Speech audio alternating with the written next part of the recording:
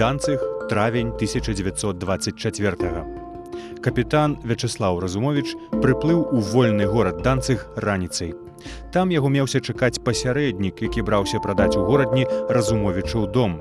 Спадар Галін, ковенскі журналіст і сусед па каюце, які, ведаючы нямецкую мову, узяўся дапамагаць Разумовічу ў ягоных данцыгскіх справах, завёў яго на нейкую вуліцу, пасадзіў на лаўку і сказаў пачакаць.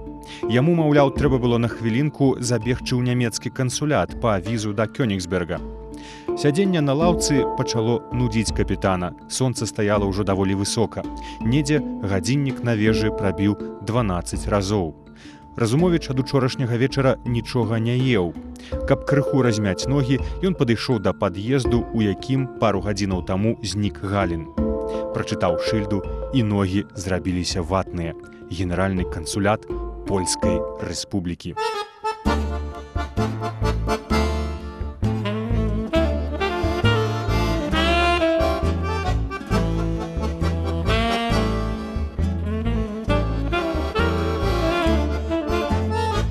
Яшчэ ў восень 1922 году у Варшаве урадавы орган Жэчпосполіта у вялікім рэдакцыйным артыкуле абвясціў усяму свету, што былы царскі афіцэр, а цяпер старшы лейтэнант літоўскага войска Разумовіч, псеўданім Хмара, а разам з ім беларускі прэм'ер Ластоўскі стаяць на ўсходніх межах Польшчы на чале беларускіх паўстанцаў, якім паводле патаемнай дамовы Нямецчына і савецкая Расія далі шматмільённыя крэдыты і зброю на знішчэнне незалежнай Польшчы, культурнага бастыёну на ўзмежжы Еўропы і Азіі. Вячеслаў Разумовіч быў абвешчаны ворагам польскай дзяржавы нумар 1. Урэшце Галін вярнуўся. Ён завёз Разумовічаў у Цопат, пасяліў у танны пансіянат і накарміў абедам. Назаўтра выявілася, што гарадзенскі купец, не дачакаўшыся, ужо быў з'ехаўшы. Праз дзень з'ехаў і сам Галін, паабяцаўшы знайсці і прывесці таго купца. А праз 2 тыдні пасля ад'езду Галіна у дзверы Разумовіча пагрукаўся маленькі, худзенькі, элегантны панок і пацікавіўся, ці не ён, спадар Разумовіч, які прадае ў горадні дом.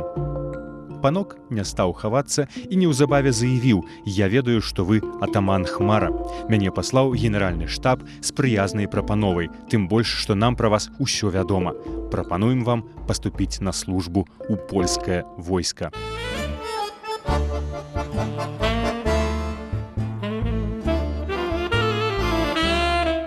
Разумовічу не было з чаго выбіраць. У Данцыг з Літвы яго выпусцілі толькі з той умовай, што ён ніколі не вернецца назад.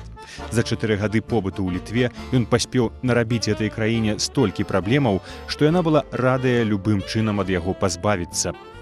З паручнікам Алейнічакоўскім, гэтак звалі госця, яны пайшлі ў рэстаран, дзе добра паелі і выпілі з дзесятак разоў за здароўе маршалка Пілсудскага.